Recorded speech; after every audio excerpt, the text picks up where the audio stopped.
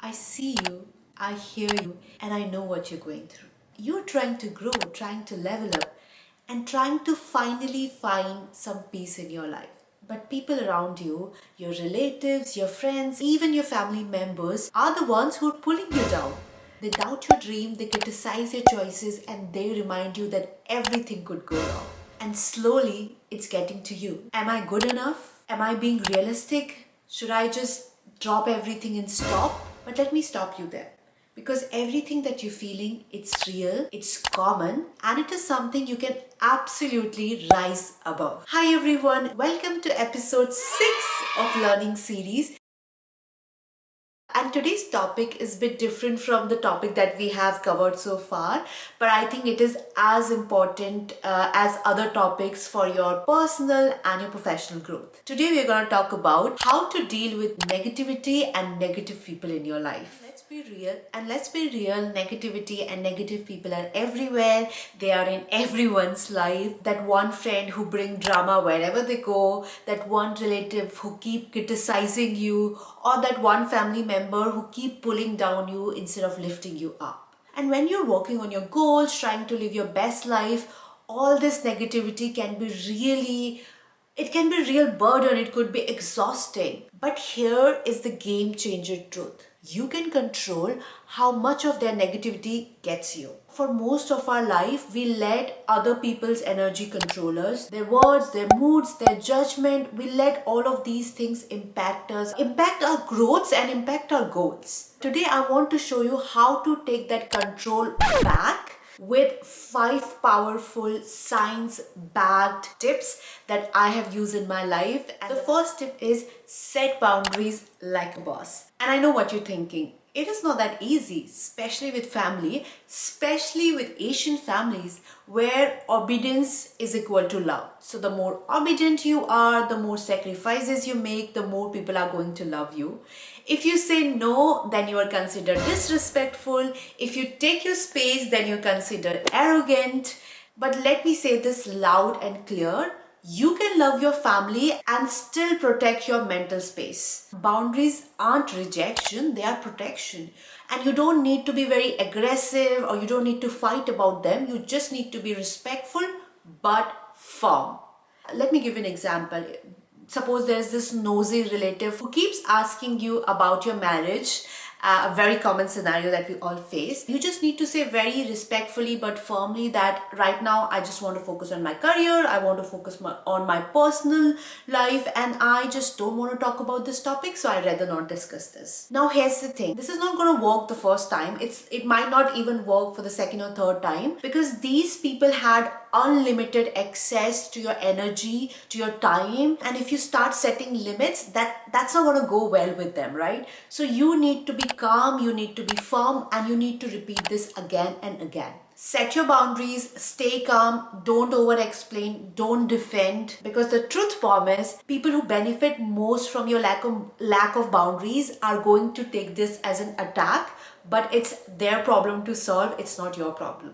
And I know that there might be some people who still don't respect your boundaries and who still don't understand. Then you need to set your boundaries by talking less to them, engaging less, revealing less, and just overall protecting your space, because even your silence can be a boundary. The second tip is don't take it personally. This tip will set you free. It is a big one and it took me years to understand and learn. But once I started implementing in my life, it completely changed my life, and it completely changed my perspective towards things. Now we have grown up believing that how other people treat us, how they behave with us is because of us.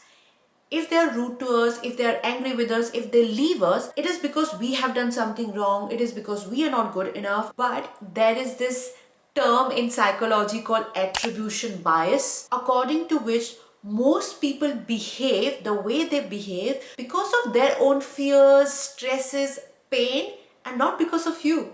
And let me give you an example, right? Now, I am a manager now and I work with number of new joiners. Now, some people pick up concept very quickly. Some people take time to pick up a concept, right? Sometimes I do snap when a person takes a lot of time to get things, or when they're asking too many questions. And these new joiner might feel that they are not good enough because they're taking more time than other people to get concept.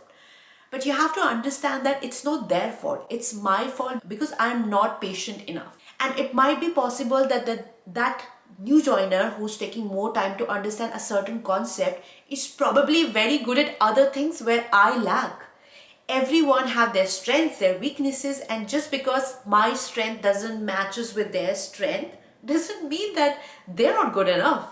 Another example is once this lady yelled at me when I was getting into the tube, and she seemed very pissed, and initially I felt really hurtful. I was wondering, why would she shout at me? Is it because of the way I dress? Is it because I'm Asian? I started overthinking, but then I realized it's not about me, it's about her. Maybe she's having a bad day, maybe she's having a stressful day, maybe she just wanted to lash out, and it was not about me. If it was someone else, she would have done same thing to that person as well.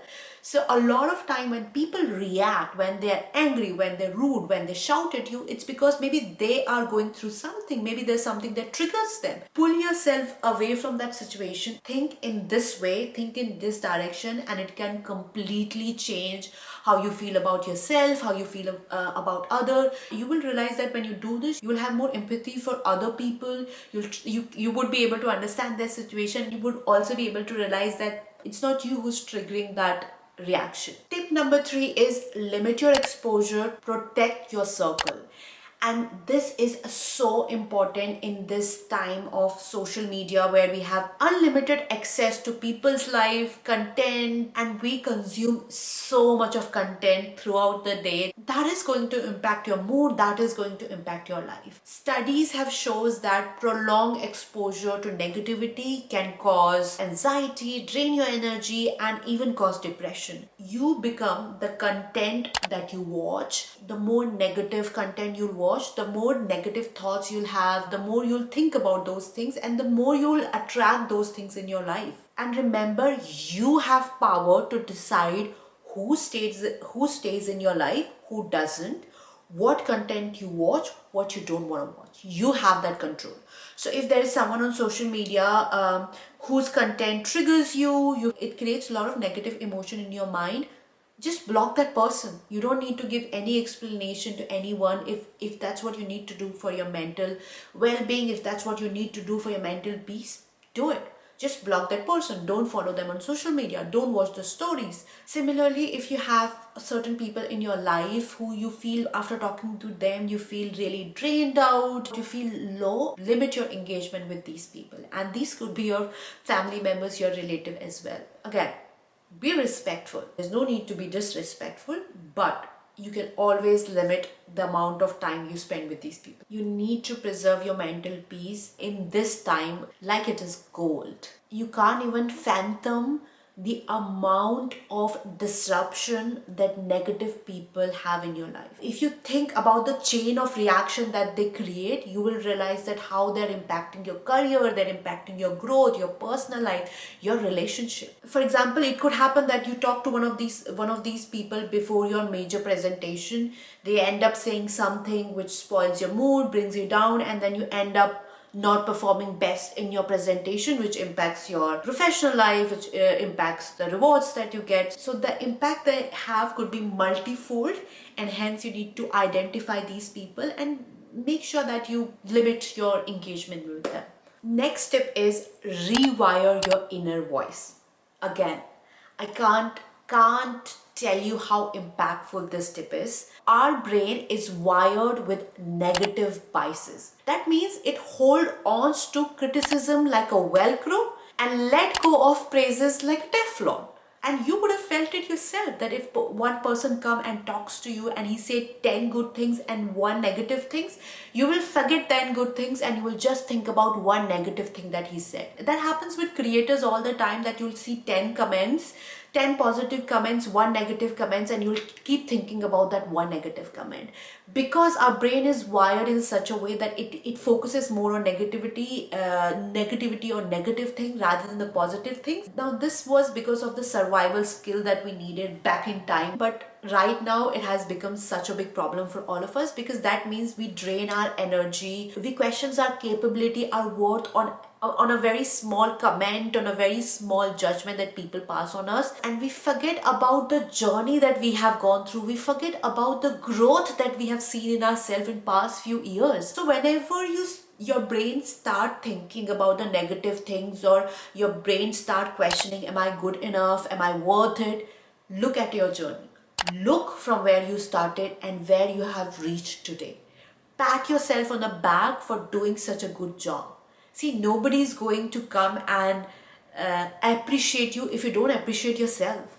You need to be your best friend. You need to counsel yourself the way you will counsel your best friend. Now, there are a few habits that also will help you in controlling the negative thoughts in your mind. Number one, moving your body. Whenever you feel that, your head is getting in too much into negative space, you have too many negative thoughts, and you're just feeling really down and depressed, you need to move your body.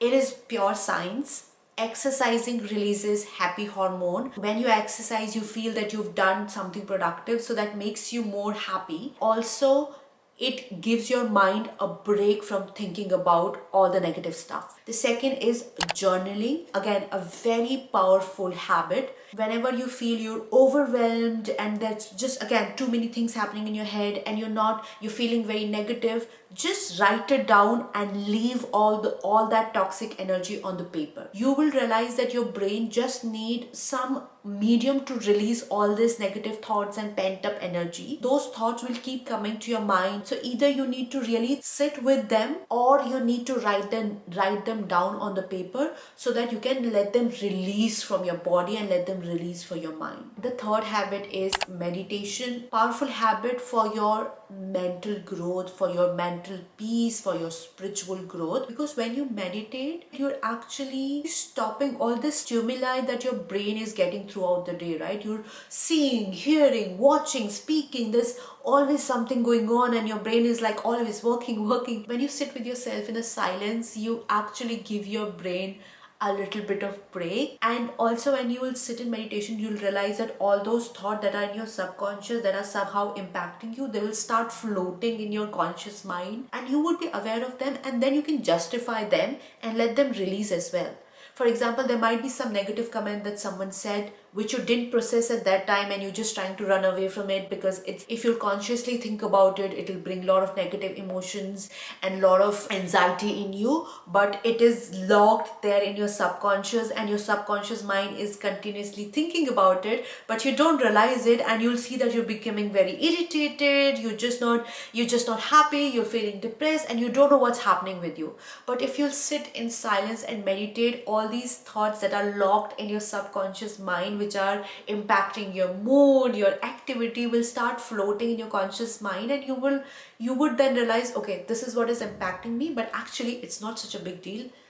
I release this thought. I don't want it to impact my mood anymore. Or if someone said something, but actually it was not about me, it was about how they were feeling, so I don't need to think about this anymore, I'll let this go. Because the more you become self-aware about what is impacting your mood, what is impacting your thoughts, the more you can improve, more you can become a more evolved human being. And the last thing I would say is, surround yourself with happy, powerful people. Surround yourself with these people who make you feel happy, who make you feel encouraged, who make you feel motivated, who make you feel light. You don't need to have a big circle of friends. You don't need to have a big group. It is fine to have 2 to 3 people or 2 to 3 friends, but real friends, real people who actually lift up and don't pull you down. As an exercise, I really want you to look through your circle and see who are these people and protect that bond like your life depends upon it. I'm someone who's very extreme about this. I think I have been very protective of my time, my energy. I don't know why I'm like that, but even in my school days, in my college days, I would just limit my friendship to 2 to 3 people, and I would trust these 2 to 3 people blindly because I knew that they are the best people in the world, and I can always trust them, they can trust me, and they're always there to lift me up. Remember, negative people are everywhere, but your reaction to their negativity is your superpower. Every time you set a boundary, you choose peace over drama, you choose negative circle over positive circle, you are winning in life. You are becoming unstoppable. You are moving closer towards your goal. Remember, you don't have to fight with negative people. You don't have to engage with them. You don't have to win with your ego or your aggression. You have to win with your calmness, with your boundaries, with your peace. So today I want you to make this commitment to yourself to protect your peace and protect your power and protect your mental health. Drop a comment below that say, I take my power back, and let this space fill with people who want to say no to toxic energy, who want to say no to toxic people in their life, and who want to focus on their growth and positivity. That's it for this video, guys. I hope you enjoyed this. I really enjoyed creating this video, like sharing all these tips with you, sharing the lessons that I've learned in life with you. Hopefully they'll help you as much as they've helped me in life. And if you have any other topic that you want me to include, do let me know in the comments. I read all your comments and I'm really grateful for all your comments. And yeah, I'll see you in the next video.